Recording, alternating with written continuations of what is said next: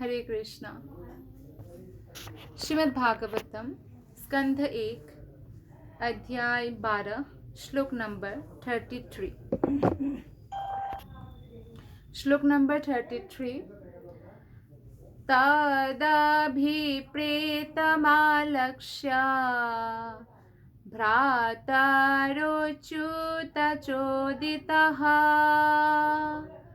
धनं प्राहीणमाजहु रुदिच्छं दिशि भूरिशः। तदभिप्रेतमालक्ष्य भ्रातरोच्युतचोदितः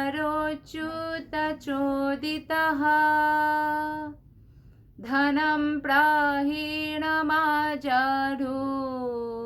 रुदिच्छं दिशि भूरिशः। अनुवाद और तात्पर्य श्रील प्रभुपाद के द्वारा। श्रील प्रभुपाद की जय। अनुवाद। राजा की हार्दिक इच्छाओं को जानकर उसके भाइयों ने अच्युत भगवान की प्रेरणा अनुसार उत्तर दिशा से राजा मरुत द्वारा छोड़ा गया प्रचुर धन एकत्र किया। तो युधिष्ठिर महाराज चाहते थे कि वो अश्वमेध यज्ञ करे और इसके लिए कृष्ण की आज्ञा के अनुसार ही, कृष्ण की प्रेरणा के अनुसार ही उनके जो भाई लोग हैं, क्योंकि अश्वमेध यज्ञ के लिए प्रचुर धन की आवश्यकता है और अभी अभी महाभारत युद्ध हुआ था, जिसकी वजह से सारा धन राशि खाली हो गया राजकोष से। तो इसीलिए धन एकत्रित करने के लिए वो लोग निकलते हैं और उत्तर दिशा से राजा मरुत द्वारा छोड़ा गया जो है धन को एकत्र करते हैं। तो महाराज मरुत के बारे में, ये विश्व के एक महान सम्राट थे। इन्होंने महाराज युधिष्ठिर से काफ़ी पहले संसार पर राज्य किया था और ये महाराज अभिक्षित के पुत्र थे, राजा मरुत, और सूर्यदेव के यमराज नामक पुत्र के महान भक्त थे। तो यमराज जो है, बहुत लोग डरते हैं यमराज का नाम सुनकर, लेकिन यमराज जो है वो जो पापी है उनके लिए भयंकर है, क्योंकि उनको दंड प्रदान करते हैं। लेकिन जो भक्त है उनके लिए वो बहुत ही सुहृद है, उपकारी है और भक्तों को वो खुद भी बहुत सम्मान करते हैं। वो कृष्ण के अनन्य भक्त है। यमराज 12 महाजनों में से एक है। तो भक्त के लिए भक्त उनको क्या बोलते हैं? धर्मराज, क्योंकि वह धर्म का पालन करते हैं और भगवान ने उनको यही सेवा दिया है, धर्म और अधर्म के जो है देखकर अधर्मी को दंड देने का। जैसे हमारे होता है ना कि जज होता है, तो जज क्या करते हैं? जो पापी है या जो अपराधी है उसको दंडित करते हैं, है ना। तो ये तो यहाँ का हिसाब किताब है, लेकिन बच भी जाते हैं कई बार पापी लोग, है ना। लेकिन यमराज से, धर्मराज से कोई नहीं बच सकता है। तो इसलिए यमराज है। कौन है यमराज? यमराज और यमुना नदी, जो भगवान श्री कृष्ण की पटरानी है यमुना, ये दोनों भाई बहन हैं, यम और यमुना। तो ये दोनों ही सूर्य देवता के पुत्र और पुत्री है। तो सूर्यदेव के यमराज नामक पुत्र के राजा मरुत बहुत महान भक्त थे। इनका भाई संवर देवताओं के विद्वान पुरोहित बृहस्पति का प्रतिद्वंदी पुरोहित था। तो देखिए, ये एक राजा है, मरुत एक राजा है, लेकिन उनके भाई ब्राह्मण हैं।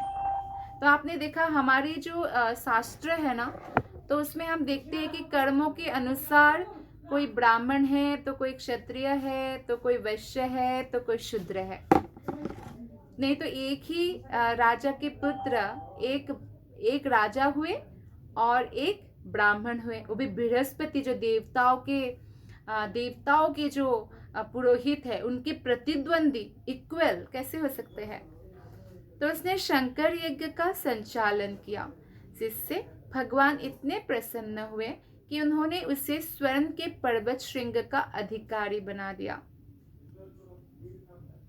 तो भगवान की प्रसन्नता से उनको स्वर्ण के पर्वत, सोने का पर्वत का उनको अधिकारी बना दिया। यह स्वर्ण श्रृंग हिमालय पर्वत में कहीं पर है, अभी भी है, ऐसा नहीं है कि नहीं है। और आधुनिक साहसिक यात्री इसकी खोज भी कर सकते हैं, क्योंकि ये बहुत ऊपर दुर्गम जगह पर हिमालय में एक सोने का पर्वत है। यह सम्राट इतना शक्तिशाली था कि प्रतिदिन यज्ञ समाप्त होने के बाद इंद्र, चंद्र तथा बृहस्पति लोकों के देवता उसके महल आया करते थे। तो ये कोई साधारण व्यक्ति नहीं थे राजा मरुत। जब उन्होंने यज्ञ संचालन किया, शंकर यज्ञ, तो भगवान ने प्रसन्न होकर उनको सोने का पर्वत ही गिफ्ट दे दिया। और यहाँ तक कि वो प्रतिदिन यज्ञ करते और यज्ञ समाप्त होने के बाद बड़े बड़े देवता लोग उनके महल आया करते थे। चंद्र, बृहस्पति, इंद्र, ये सब लोग, इंद्र तो राजा है स्वर्ग के, वो भी आते थे। चूंकि उसके अधिकार में स्वर्ण श्रृंग था, अतएव राजा मरुत के पास प्रचुर सोना था। उसके यज्ञ की वेदी का मंडप जो होता था वो पूर्णतः सोने से बनाया गया था। जिसके पास सोने का पर्वत हो तो सब सोने का बनाएंगे। नित्य किए जाने वाले याज्ञिक अनुष्ठानों में वायुलोक के कुछ निवासियों को रसोई बनाने के काम जल्दी करने के लिए आमंत्रित किया जाता था तथा देवों की सभा का नेतृत्व विश्वदेव करते थे। तो वो लोग, राजा मरुत से देवता लोग भी प्रसन्न थे। यहाँ तक कि वायुलोक है तो वहाँ के निवासियों को वो रसोई, क्योंकि यज्ञ होगा तो प्रसादन डिस्ट्रीब्यूशन होगा, उसके काम के लिए बुलाते थे। आप देखिए, भले ही स्वर्ण का पर्वत दिया, लेकिन राजा मरुत ने अपने इंद्रिय तृप्ति के लिए सोने का उपयोग नहीं किया। उन्होंने क्या किया? उसको भी यज्ञ करने के लिए, भगवान के लिए यज्ञ करने के लिए उपयोग किया। तो हमारे पास जितना भी धन आए, भले ही स्वर्ण का पर्वत ही क्यों ना आए राजा मरुत की तरह, तो हमें ये ध्यान रखना चाहिए कि लक्ष्मी कृष्ण की है, तो हमें कृष्ण की सेवा में इसका उपयोग करना चाहिए। अपने निरंतर पुण्य कर्मों से वे अपने राज्य से समस्त प्रकार की व्याधियों को दूर रखने में समर्थ हुए थे। तो कोई अगर राजा इतने पुण्यवान होते हैं तो फिर उनको कोई भी प्रकार के उनके राज्य में व्याधि नहीं होता था। तो इसलिए राजा पुण्यवान हो तो प्रजा को भी काफी लाभ होता है और प्रजा भी पुण्यवान बन जाता है, क्योंकि राजा ऐसा ही नियम कानून बनाते हैं। जैसे कि परीक्षित महाराज ने नियम कानून बनाया था, नशा नहीं, जुआ नहीं, अवैध यौन संबंध नहीं, मांसाहार नहीं, कसाई घर, तो ये सब नहीं वो प्रोत्साहित करते। तो राजा मरुत प्रतिदिन विद्वान ब्राह्मणों को शैया, आसन, वाहन तथा प्रचुर सोना दान में देते रहते थे। ऐसा नहीं कि हमेशा इकट्ठा करते रहे, हमेशा दान देने की आदत हमें डालनी चाहिए। अपने मुक्त हस्त दान तथा असंख्य यज्ञ संपन्न करने के कारण स्वर्ग के राजा इंद्रदेव उन पर अत्यधिक प्रसन्न थे और सदा उनकी मंगल कामना करते थे। तो ऐसा व्यक्ति जो हमेशा सबका कल्याण करते हैं, वो सबके प्रिय हो जाते हैं। तो देवता लोग बहुत प्रसन्न रहते हैं ऐसे व्यक्ति से।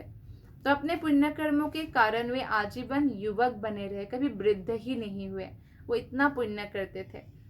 और अपनी संतुष्ट प्रजा, मंत्रियों, वैध पत्नी, पुत्रों तथा भाइयों के साथ रहकर उन्होंने 1000 वर्षों तक राज्य किया। यहाँ तक कि भगवान श्री कृष्ण ने भी उनके पुण्य कर्मों की प्रशंसा की है। उन्होंने अपनी एकमात्र पुत्री का विवाह महर्षि अंगिरा से कर दिया। तो इससे हम देख सकते हैं कि वो जो भी दान देते हैं, जैसे अभी उनका कन्यादान भी उन्होंने ऋषि को दिया। ये नहीं है कि जैसे कि जरासंध ने कंस को दिया, कंस को दोनों बेटी दे दिया, कन्यादान किया। लेकिन जैसे हमने देखा स्वयंभू मनु की महल में इतने सुंदर तरीके से देवाहुति का लालन पालन होता है, लेकिन उन्होंने दान किसको दिया? कश्यप मुनि को दिया। ऐसे महान भक्त व्यक्ति को देते हैं, महान तपस्वी ऐसे। तो महर्षि अंगिरा को कर दिया और उनके आशीर्वाद से वे स्वर्गलोक का भागी बने। कन्यादान करना भी, अगर सुपात्र में कन्यादान करते हैं तो व्यक्ति स्वर्ग का भागी बनते हैं। तो अंगिरा ऋषि को दिया अपनी पत्नी के रूप में अपनी पुत्री को, तो कन्यादान से उनको स्वर्ग का भागी बने। पहले तो वे यज्ञों का पौरोहित्य विद्वान बृहस्पति को देना चाहते थे, लेकिन बृहस्पति ने इस पद को अस्वीकार किया, क्योंकि राजा इसी धरती का एक मर्त्य प्राणी होता है, तो मनुष्य के यज्ञ देवता के पुरोहित क्यों करने आएंगे। तो ऐसा समझकर बृहस्पति जो देवताओं के पुरोहित है, गुरु है, तो उन्होंने उनका यज्ञ करने से मना कर दिया, अस्वीकार कर दिया। इससे राजा मरुत अत्यंत दुखी हुए, लेकिन नारद मुनि के कहने पर उन्होंने संवर्त को इस पद पर नियुक्त किया और अपने उद्देश्य में सफलता प्राप्त की। नारद मुनि ने इस प्रकार उनको सहायता किया। किसी विशेष यज्ञ की सफलता उसके प्रभारी पुरोहित पर निर्भर करती है। तो यज्ञ भी हो, लेकिन उपयुक्त पुरोहित चाहिए। तो इस युग में क्या है, सभी प्रकार के यज्ञ कलियुग में वर्जित है। क्यों? क्योंकि हमारे जो ब्राह्मण समाज है उसमें ऐसा इतना योग्य कोई पुरोहित नहीं है। एक्चुअली कलियुग में ऐसा पुरोहित नहीं मिलेंगे। जैसे पहले पुरोहित को अग्नि जलाने की जरूरत नहीं है, वो अग्नि देवता की आवाहन करके ही यज्ञ में अग्नि प्रज्वलित कर सकते थे। लेकिन फिर भी पांचरात्रिक विधि से जो बहुत इम्पोर्टेंट यज्ञ हुआ, जैसे कि दीक्षा समारोह है ना, दीक्षा प्रदान करने के लिए शिष्य को, या विवाह संस्कार आदि किया जा सकता है। इसलिए कलियुग में केवल एक ही प्रकार के यज्ञ की संतुष्टि की गई है और वो है संकीर्तन यज्ञ, जिसका उद्घाटन भगवान श्री चैतन्य महाप्रभु के द्वारा हुआ था। और ये संकीर्तन यज्ञ क्या है? हरे कृष्ण महामंत्र का कीर्तन। हरे कृष्ण महामंत्र के कीर्तन के साथ साथ जो श्रीमद् भागवत का जो कीर्तन है, गुणानुकीर्तन, भगवान के गुण, वो भी संकीर्तन यज्ञ में ही आता है।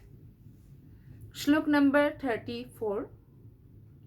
तेना संभृत संभारो धर्मपुत्रो युधिष्ठिरः वाजी मेधे स्त्रीभिर्भीतो यज्ञे समयजद्धरिम्। उस धन से राजा 3 अश्वमेध यज्ञों के लिए सामग्री उपलब्ध कर सके। और कुरुक्षेत्र के युद्ध के बाद अत्यंत भयभीत पुण्यात्मा राजा युधिष्ठिर ने इस प्रकार भगवान हरि को प्रसन्न किया। क्यों भयभीत थे? क्योंकि कोई भी धार्मिक व्यक्ति पाप होने से डरते हैं कि मेरे से कोई पाप ना हो जाए, मैं किसी व्यक्ति को कोई कष्ट ना पहुंचा दूं जिससे मेरे श्री हरि अप्रसन्न हो जाए मेरे से। तो युधिष्ठिर महाराज का एकमात्र उद्देश्य श्री हरि कृष्ण को प्रसन्न करना था, तो वो इसीलिए यज्ञ करना चाहते थे और भगवान ने उनके यज्ञ के लिए संस्तुति भी की। इसलिए भगवान की प्रेरणा से ही भाई लोग गए थे। मरुत राजा को जो पर्वत प्राप्त हुआ था उससे सोना लेकर आए और उस जितना भी वो लोग ला पाए उससे 3 अश्वमेध यज्ञ का वो लोग सामग्री इकट्ठा कर पाए। महाराज युधिष्ठिर विश्व के आदर्श एवं विख्यात पुण्यात्मा राजा थे। फिर भी वे कुरुक्षेत्र युद्ध समापन पर अत्यधिक भयभीत थे, क्योंकि इस युद्ध में बड़ी मात्रा में नरसंहार हुआ था और सब उन्हें सिंहासन पर आरूढ़ करने के लिए किया गया था। इसलिए युद्ध में होने वाले सारे पापों का उत्तरदायित्व वो अपने ऊपर ले लेते हैं। हालांकि उनके ऊपर कोई पाप नहीं लगा, क्योंकि कृष्ण की इच्छा से युद्ध हुआ था असुरों का संहार करने के लिए, पृथ्वी का भार कम करने के लिए। लेकिन फिर भी जो व्यक्ति उत्तरदायित्व लेते हैं राज्य करने का, राज्य चलाने का, तो ऐसे धार्मिक राजर्षि राजा युधिष्ठिर महाराज ने ऐसे सोचा कि मेरी ही कारण हुआ ऐसा, तो इसलिए वो पापों से छुटकारा पाने के लिए 3 अश्वमेध यज्ञ किया। तो ऐसे यज्ञ काफी महंगे पड़ते हैं। इसके लिए महाराज युधिष्ठिर जो है मरुत का सोना और उनके द्वारा ब्राह्मणों को दिया गया सोना लाना पड़ा। एक्चुअली क्या हुआ था, इतना सोना भर भर के राजा मरुत देते कि ब्राह्मण उठा के नहीं ले जा सकते, इसलिए उनको जितना चाहिए उतना लेके बाकी उधर ही छोड़ दिया। तो वो सब सोना भी ले आए। चूंकि विद्वान ब्राह्मण महाराज मरुत द्वारा दान किया गया सोना अपने साथ नहीं ले जा सके थे, अतएव दान में प्राप्त बहुत सा सोना वो छोड़ कर गए थे। तो महाराज मरुत भी इस तरह दान दिए गए सोने को फिर से संग्रह नहीं कर सकते थे। तो एक बार ब्राह्मण को दान दे दिया तो उस सोने को भला वो कैसे फिर से दान दिया, वो लोग नहीं ले जा पाए, तो थोड़ा थोड़ा ले गए और बाकी छोड़ दिया। तो महाराज मरुत कैसे उसको उठा सकते थे, क्योंकि वो दान करने वाला था ना, तो नहीं उठा सकते थे, तो ऐसे ही छोड़ दिया था। तो महाराज मरुत भी नहीं उठा सकते थे तो छोड़ दिया। इसके अतिरिक्त यज्ञ में काम आने वाला सारे स्वर्ण की थालियां तथा पात्र कूड़े में फेंक दिए थे, क्योंकि उनके पास सोने का पर्वत है, थाली भी सोने का, मंडप भी सोने का, सब कुछ सोने का था। और यह सोना तब तक बिना किसी स्वामित्व का पड़ा रहा जब तक महाराज युधिष्ठिर ने उनको अपने काम के लिए एकत्र नहीं कर लिया। तो भगवान श्री कृष्ण ने महाराज युधिष्ठिर के भाइयों को ये सलाह दी कि किसी के स्वामित्व के लिए बिना किसी के स्वामित्व का जो सोना पड़ा हो वो सोना आप ले आओ, क्योंकि वो सोना जो है राजा का था। जैसे कुछ सोना ऐसे ही राज्य में हो तो राजा का एक्चुअली संपत्ति होता है, एक्चुअली पूरा राज्य राजा का संपत्ति होता है। तो उस हिसाब से इतने सालों साल जो है वो सोना पड़ा रहा और किसी का वो स्वामी नहीं है और कोई उठाते भी नहीं है। तो फिर कृष्ण ने सलाह दी वो जो भी किसी का कोई मालिक नहीं है उस सोने का तो राजा का ही होता है, तो आप लोग उठा के ले आओ। सबसे आश्चर्यजनक बात तो यह थी कि राज्य की प्रजा ने ऐसे अनधिकृत सोने को एकत्र करके किसी उद्योग अथवा ऐसे ही किसी उद्यम में नहीं लगाया। इसका अर्थ यह हुआ कि राज्य की प्रजा अपनी सभी आवश्यकताओं में इतने संतुष्ट थी कि उनको भी उस सोने की कोई आवश्यकता नहीं थी। तो ये होते हैं धार्मिक राजा होने का फल। महाराज युधिष्ठिर ने यह स्वर्ण राशि यज्ञ संपन्न करने के लिए कृष्ण की प्रसन्नता के लिए मंगवाई, अन्यथा राजकोष के लिए संग्रह करने की उनमें कोई आकांक्षा नहीं थी कि वो सोना लाके मैं उसको जमा करके रखूं। तो उन्होंने उसे भगवान के लिए यज्ञ करने में लगा दिया। तो हमें चाहिए कि महाराज युधिष्ठिर के कर्मों से शिक्षा ग्रहण करें। वे युद्धस्थल में घटित पापों से भयातुर थे। क्यों भयातुर थे? क्योंकि उनको लगता था कि इतना सारा पाप मेरी वजह से हुआ, और इसलिए वो प्रसन्न करने के लिए क्या किया? उसके लिए यज्ञ किया।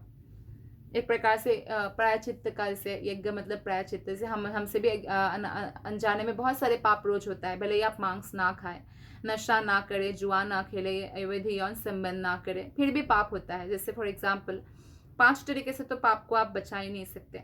जैसे आप खाना बनाने के लिए जब अग्नि जलाते हैं तो अनजाने में ही बहुत अनदेखा बहुत सारे जीवात्मा मतलब या जीव जो है मर जाते हैं। जब आप चलते हैं जमीन पर या गाड़ी चलाते हैं, बाइक चलाते हैं तो भी मर जाते हैं, उसका पाप भी लगा। और जब आप जैसे आटा वगैरह पीसते थे पहले चक्की में तो भी बहुत सारे मर जाते थे। अभी तो मशीन में पिस कर आते हैं, फिर भी उसमें भी मर जाते, तो हम उसको खाते हैं तो उसका पाप भी आता है। और जैसे कि झाड़ू लगाते हैं आप, जाली साफ करते हैं, पोछा लगाते हैं, उसमें भी बहुत अनदेखे में बहुत मर जाते हैं, राइट। तो इस तरह से पानी पीते हैं तो पानी पीते समय भी बहुत सारे मर जाते हैं, हम दिखाई भी नहीं देते, ऐसे सारे बहुत सारे जीव मर जाते हैं। तो ये 5 प्रकार के पाप के लिए जो है पहले गृहस्थ रोज ही पंचशून यज्ञ करते थे, रोज। लेकिन अभी ऐसा नहीं कर सकते हैं लोग। तो इसीलिए क्या है, अगर हम हरे कृष्ण कृष्ण कृष्ण हरे हरे, हरे राम राम राम हरे हरे इस महामंत्र का 16 माला रोज जप कर रहे हैं तो वो पाप ऑटोमेटिकली प्रायश्चित्त हो रहा है। उसका अलग से कुछ करने की जरूरत नहीं है, भक्त के हृदय में प्रायश्चित्त का उपाय है। तो इसलिए हमें कृष्ण का शरण लेना चाहिए, अन्यथा इन पापों से हम मुक्त नहीं हो सकते हैं। तो इस प्रकार जो है हमारे दैनिक कार्यकलाप में भी बहुत सारे पाप अनचाहे भी हो जाता है। तो भगवत गीता में भगवान कहते हैं यज्ञार्थात कर्मणो अन्यत्र लोकयम कर्म बंधनः, कि समस्त अवैध कर्म करने या अनिश्चित अपराधों से छुटकारा पाने के लिए मनुष्य को शास्त्रों द्वारा अनुमोदित यज्ञ संपन्न करने चाहिए। ऐसा करने से वो सभी प्रकार के पापों से मुक्त हो जाएगा। किंतु जो ऐसा नहीं कर सकते हैं, शास्त्रों के अनुसार नहीं कर सकते यज्ञ और स्वार्थ अथवा इंद्रिय तृप्ति के लिए कर्म करते हैं, उन्हें अपने द्वारा किए गए पापों का कष्ट उठाना पड़ता है। अतः वह यज्ञ करने का मुख्य प्रयोजन परम पुरुष हरि को प्रसन्न करना है। यज्ञ की विधियां देश, काल तथा व्यक्ति के अनुसार बदल सकती है, किंतु यज्ञों का उद्देश्य सभी काल में सभी परिस्थितियों में एक ही रहता है और वो है परमेश्वर हरि की तुष्टि। भले ही अलग अलग युग में अलग अलग प्रकार से हो सारा सिस्टम। जैसे कलयुग के लिए सिर्फ हरे कृष्ण महामंत्र है, संकीर्तन यज्ञ, लेकिन एक ही इसका वो है। भले ही युधिष्ठिर महाराज ने अश्वमेध यज्ञ किया। भोक्ताराम यज्ञ तपसाम, यज्ञों का कोई भी प्रकार का यज्ञ हो, कोई भी प्रकार का तपस्या हो, इसीलिए होना चाहिए कि हरि की तुष्टि के लिए। पुण्यमय जीवन की यही रीति है और यही संसार में शांति तथा संपन्नता लाने की विधि है। तो महाराज युधिष्ठिर ने संसार के आदर्श पुण्यात्मा राजा के रूप में यह सब किया। यदि महाराज युधिष्ठिर अपने दैनिक कार्य को संपन्न करने में, राज्य कार्य के संचालन में, जहाँ मनुष्य तथा पशुओं के वध को मानी हुई कला समझा जाता है, पाप कर बैठते, तो जरा अनुमान करें कि कलयुग की अप्रशिक्षित जनता जाने तथा अनजाने में कितना पाप करते होंगे। तो हमसे तो अनगिनत पाप होते होंगे। तो इसलिए हमें हमेशा ये ध्यान में रखना चाहिए कि कृष्ण ने कहा है कि अहम त्वं सर्व पापेभ्यो मोक्षयिष्यामि मा शुचा, मैं आपके सारे पाप नष्ट कर दूंगा, आप मेरी शरण लो। तो हमें कृष्ण का शरण ग्रहण करना चाहिए। इसीलिए भागवत का कथन है कि मनुष्य का मुख्य कर्तव्य यह है कि वो अपने वृत्तिपरक कार्यों को संपन्न करके परमेश्वर को प्रसन्न करे। ये भागवतम के 1.2.13 श्लोक में बताया गया है। तो ऐसा नहीं कि हमें अच्छा हाथों में हाथ धर के बैठ जाए, जो मिलना है वो तो मिलेगा ही, सुख मिलना है सुख मिलेगा, दुख मिलना है दुख मिलेगा, और हम कोई कर्तव्य ना करें, ऐसा कहीं शास्त्र में नहीं बताया गया है। बाघ शेर अगर बैठ जाए हाथ में हाथ धरे और सोचे कि हिरन आके अपने आप मेरे मुंह में घुस जाए, तो ऐसा नहीं हो सकता है, ऐसा नहीं होता है। उसको अपना कर्तव्य करना पड़ेगा। तो इसलिए हमें जो करणीय है उसको एज ए करणीय कृष्ण की संतुष्टि के लिए करना पड़ेगा। और जो भी वृत्तिपरक कार्य है हमें सेंटर में कृष्ण को ही रखना है। और अगर हम ऐसा करेंगे तो हमारा आत्यांतिक कल्याण होगा। हम इसी जीवन में भगवत धाम जा सकते हैं। भले ही कोई किसी भी स्थान या समुदाय, जाति या संप्रदाय का कोई व्यक्ति किसी भी वृत्तिपरक कार्य में क्यों न लगा हो, लेकिन उसे देश काल तथा पात्र के अनुसार शास्त्रोचित यज्ञ करना चाहिए। 3 चीज कभी नहीं छोड़ना चाहिए। यज्ञ, दान, तपस्या, ये 3 चीज कभी नहीं छोड़ना चाहिए। इन 3 चीजों में कभी संतुष्ट नहीं होना चाहिए लोगों को, लेकिन कुछ चीजों में संतुष्ट होना चाहिए, जैसे भोजन, धन और स्त्री। यानी 3 चीज में हमेशा संतुष्ट होना चाहिए। जैसा भी मिले आपको, जैसा भी भोजन मिले संतुष्ट होना चाहिए। धन जितना भी मिले संतोष करना चाहिए। ये नहीं कि दूसरों का धन देख के परेशान होना। ठीक है, हमारे भाग्य में इतना है, संतोष करना चाहिए। उतने में हमें बुद्धिमान हमें होना चाहिए। कितना कमाए, लोग बहुत कमाते हैं लेकिन जमा कुछ नहीं कर पाते हैं, कृष्ण की सेवा में नहीं लगा पाते हैं। जितना भी धन हमारे भाग्य में आए हैं उसको हमें उसमें से जमा भी करना है, कृष्ण की सेवा में भी लगाना है, उसमें से गुजारा भी करना है। तो बहुत बुद्धिमान लोग करते हैं ऐसा, है ना। तो धन जितना भी आए संतोष। और ये और जो है स्त्री, अपनी पत्नी, ओ मेरी पत्नी तो उतनी सुंदर नहीं है, गुणी नहीं, उसकी पत्नी ज़्यादा सुंदर है। हो सकता है दूसरों का पत्नी ही हमेशा अच्छा लगे, या किसी को दूसरों का पति में ही सारा गुण दिखे, लेकिन ऐसा नहीं करना चाहिए। इससे सांसारिक जीवन बहुत विषमय हो जाएगा और पार्टनर भी दुखी रहेंगे।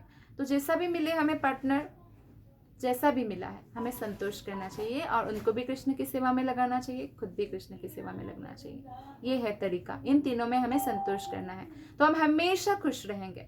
और 3 चीज़ों में हमें कभी संतुष्ट नहीं करना है। यज्ञ यानी ओ हरे कृष्ण महामंत्र का 16 माला हो गया तो बहुत अच्छा, संतोष नहीं, मैं और करूँ कृष्ण के लिए, मैं ऐसा क्या करूँ जिससे मैं कृष्ण को संतुष्ट करूँ, है ना। तो इस तरह से यज्ञ में, तपस्या जैसे भगवान श्री कृष्ण के लिए जो कष्ट उठाए कि कृष्ण से मिलने मंदिर जाए, भागवत गीता उठाए पढ़े, या भक्तों से श्रवण करने के लिए जाए, या एकादशी का व्रत पालन करे, और जो भी तपस्या जैसे कि आपने जो 4 नियम पालन किया, मांसाहार नहीं करना, नशा नहीं करना, जुआ नहीं खेलना, अवैध यौन संबंध नहीं करना, और दान उचित पात्र में देना है। भगवत गीता के 17वां अध्याय में भगवान ने दान के बारे में बोला, सात्विक, राजसिक, तामसिक। कई लोग दान किसी प्रतिदान के आशा में देते हैं, वो राजसिक हो जाता है। तामसिक दान अवहेलना से देते हैं, वो तामसिक हो जाता है। सात्विक दान ही करना चाहिए, अर्थात एज ए कर्तव्य कि दान देना मेरा कर्तव्य है। हमें कुछ परसेंटेज भगवान के नाम पर हमेशा दान करना चाहिए। मंदिर निर्माण में हो, या भगवान के बुक्स डिस्ट्रीब्यूशन में हो, या प्रसाद वितरण में हो, तो ऐसा करना चाहिए हमें। तो ऐसा करने से मनुष्य सभी पापों से मुक्त हो जाता है जब वो भगवान के नाम का गुणगान करते हैं। तो इसलिए 3 चीज़ हमें हमेशा करना चाहिए, यज्ञ, दान, तपस्या।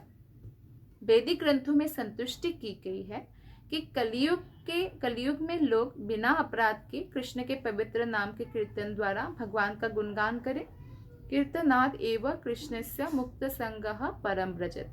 ऐसा करने से मनुष्य सभी पापों से मुक्त हो जाता है और भगवत धाम वापस जाकर जीवन की परम सिद्धि प्राप्त कर सकता है। हम इस ग्रंथ में कई स्थानों पर, विशेष रूप से आरंभ में भगवान श्री चैतन्य महाप्रभु का जीवन वृत्त प्रस्तुत करते समय इस विषय में बता चुके हैं और अब भी समाज में शांति तथा संपन्नता के लिए उसी को दोहरा रहे हैं। समाज में शांति और संपन्नता के लिए श्रील प्रभुपाद ने बहुत कोशिश किया, हरि नाम का प्रचार किया, भागवत गीता का वितरण किया ताकि लोग सुखी हो सके, संपन्न हो सके और वो कभी भी जो है अपने पापों के कारण हमेशा इस धरती पर रहना ना पड़े, उनको पापों से मुक्त हो सके। पापों से मुक्त होते ही हमारे सौभाग्य का उदय होता है। तो भगवान ने भगवत गीता में खुलकर घोषणा की है कि वे किस तरह हम पर प्रसन्न होते हैं और वो वही विधि भगवान श्री चैतन्य महाप्रभु के जीवन तथा उनके उपदेश कार्य से प्रदर्शित होती है। भगवान हरि, परम भगवान, जो हमें संसार के सब कष्टों से मुक्त करते हैं, को जो हमें इस भवबंधन से छुटकारा दिलाते हैं, प्रसन्न करने के लिए यज्ञ संपन्न करने की सम्यक विधि यही है कि इस कलह वाले युग में आप देखिए हर कोई लड़ने के लिए तैयार है। यहाँ कहीं भी कुछ भी हो, आप देखिए सहन शक्ति नहीं है, हर कोई दूसरे को नीचा दिखाना चाहते हैं, हर कोई, मतलब मैक्सिमम लोगों की बात कर रहे हैं हम, आप भी मिले होंगे आपके आसपास भी, या ईर्ष्या करते हैं, आपका कल्याण होता है तो सामने तो कांग्रेचुलेशंस, ऑल द बेस्ट, लेकिन बाद में आपको पता चलता है कि उनको ईर्ष्या हुआ तो बहुत दुख होता है, बहुत दुख होता है। तो ऐसा कलह प्रधान युग है, विरोध के अंधकारमय युग में भगवान चैतन्य महाप्रभु के मार्ग का पालन किया जाना चाहिए, हरे कृष्ण महामंत्र का जप करना चाहिए। तो महाराज युधिष्ठिर को समृद्धि के दिनों में अश्वमेध यज्ञ करने के लिए सामग्री जुटाने हेतु स्वर्ण राशि एकत्र करनी पड़ी थी। उस समय वही धन था, स्वर्ण की मुद्रा इत्यादि। इसलिए आज के अभावग्रस्त तथा स्वर्ण के सर्वथा अभाव के दिनों में हम ऐसे यज्ञ संपन्न करने की बात नहीं सोच सकते, इतना सारा सोना। अतएव इसलिए हमें क्या करना चाहिए, क्योंकि इस समय हमारे पास कागज का अंबार है, रुपीज, डॉलर, सब कागज का है, कागज का। उस समय स्वर्ण का मुद्रा होता था, इस समय स्वर्ण पहनने को मिल जाए बहुत है, और पहनना भी दर दर के पहनना, बैंक में रखना, क्योंकि कोई भी छीन सकता है।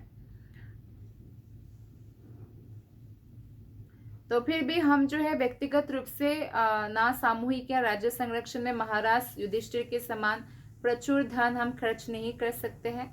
इसलिए इस युग के लिए शास्त्र सम्मत तथा भगवान चैतन्य महाप्रभु द्वारा अनुमोदित जो विधि है वो है हरे कृष्ण महामंत्र का जप करना है, निरंतर जप करना है। कोई निरंतर ना कर पाए, सततम कीर्तयन्तु माम, कोई सततम ना कर पाए तो 128 माला करना चाहिए डेली।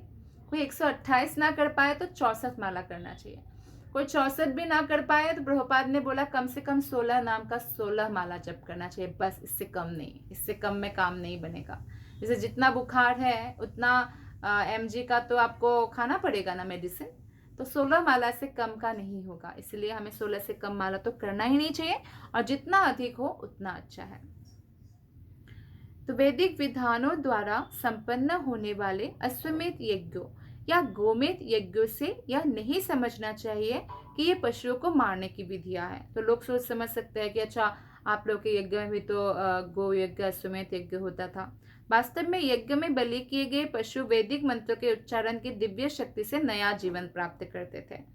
समुचित विधि से मंत्र उच्चारण करने की शक्ति सामान्य लोगों की समझ से बाहर है। ये वेद मंत्र व्यावहारिक है, प्रामाणिक है, और बलि किए गए पशु को नवजीवन प्राप्त होता है। और इसलिए अभी कलियुग में इतना योग्य पुरोहित नहीं है, तो कलियुग में ये यज्ञ पूरी तरह से मना किया गया है शास्त्र में। तो आधुनिक युग के तथाकथित ब्राह्मणों या पुरोहितों द्वारा इस प्रकार वैदिक मंत्रों का विधिपूर्वक उच्चारण हो पाना संभव नहीं है।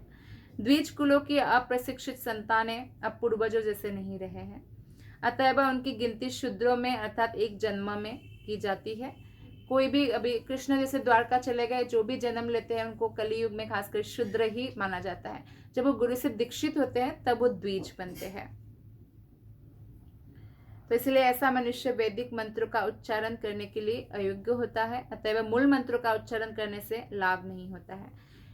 भगवान श्री चैतन्य महाप्रभु ने इन सबों की रक्षा करने के लिए समस्त व्यवहारिक कार्यों के लिए संकीर्तन आंदोलन या यज्ञ का विधान किया था, और आधुनिक युग के लोगों के लिए निश्चित तथा संतुष्ट मार्ग का अनुसरण करके हम जो यज्ञ सतयुग, त्रेतायुग, द्वापर युग में जो मंत्र यज्ञ पुरोहित द्वारा करके लाभ प्राप्त करें, उससे भी अधिक लाभ अर्थात हम भगवत धाम प्राप्त कर सकते हैं केवल हरे कृष्ण कृष्ण कृष्ण हरे हरे, हरे राम राम राम हरे हरे, इस महामंत्र का निरंतर जप करते हुए।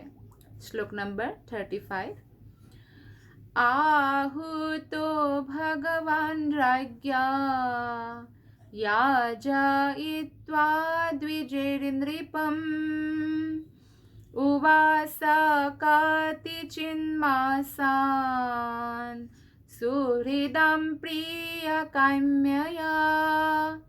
महाराज युधिष्ठिर द्वारा यज्ञ में आमंत्रित होकर भगवान श्री कृष्ण ने इस बात का ध्यान रखा कि ये सारे यज्ञ योग्य द्विज ब्राह्मणों द्वारा संपन्न कराए जाए।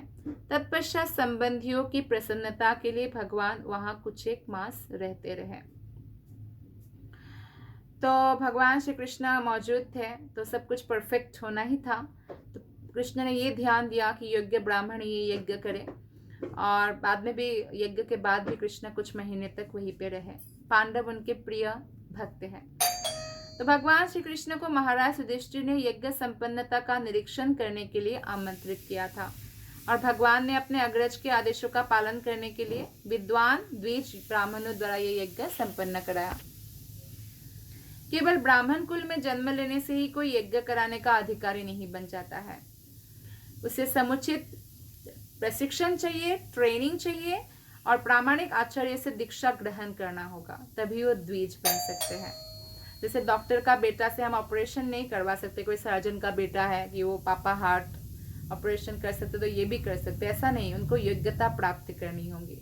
तो ब्राह्मण बड़े कितने ही योग्य ब्राह्मण का बेटा हो, उनको ट्रेनिंग लेना होगा। हाँ, उनके पास ये सुविधा है क्योंकि पिता अच्छे ब्राह्मण है तो वो शिक्षा घर में ही प्राप्त कर सकते हैं। तो ब्राह्मण कुलों की एक जन्मा संतानें शूद्रों के तुल्य होते हैं। ब्राह्मण कुल में भले ही जन्म ले, लेकिन अगर वो ब्राह्मण कुल में जन्म लेकर भी प्रामाणिक गुरु से दीक्षा नहीं लिया तो उनको शूद्र के समान ही माना जाता है। अतएव ऐसे ब्रह्म बंधुओं को किसी ऐसे धार्मिक या वैदिक उत्सव के निमित्त अस्वीकार कर देना चाहिए। श्री कृष्ण को यह प्रबंध देखना था कि ऐसा ना हो कि कोई जन्म से ब्राह्मण हो लेकिन कर्म से ना हो, प्रशिक्षण प्राप्त ना करे, ऐसे ब्राह्मण आके कहीं ना करे यज्ञ। तो इसलिए पूरा ध्यान रखा यज्ञ के समय अपने भक्त लोग जब यज्ञ कर रहे थे, और इस प्रकार सारे यज्ञ को सफलतापूर्वक कृष्ण ने संपन्न कराया। श्लोक नंबर 36, ये लास्ट श्लोका है 12वां अध्याय का। तो आज हम 12वां अध्याय समाप्त कर पाएंगे। ततो राज्ञाभ्यनुज्ञातः कृष्णया सह बन्धुभिः ययो द्वारावतीं ब्रह्मन् सार्जुनो यदुभिर्वृतः। हे शौनक, तत्पश्चात भगवान ने राजा युधिष्ठिर, द्रौपदी तथा अन्य संबंधियों से विदा लेकर अर्जुन तथा यदुवंश के अन्य सदस्यों के साथ द्वारका नगरी के लिए प्रस्थान किया।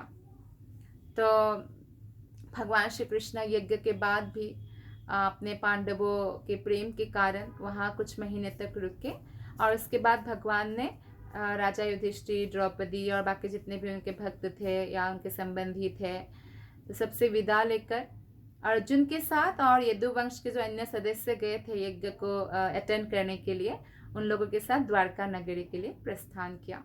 और इस प्रकार श्रीमद् भागवत के प्रथम स्कंध के अंतर्गत सम्राट परीक्षित का जन्म नामक 12वें अध्याय के भक्ति वेदांत तात्पर्य पूर्ण हुए। धन्यवाद। हरे कृष्णा। ऑल कृष्ण गुरु महाराज। हरे कृष्ण।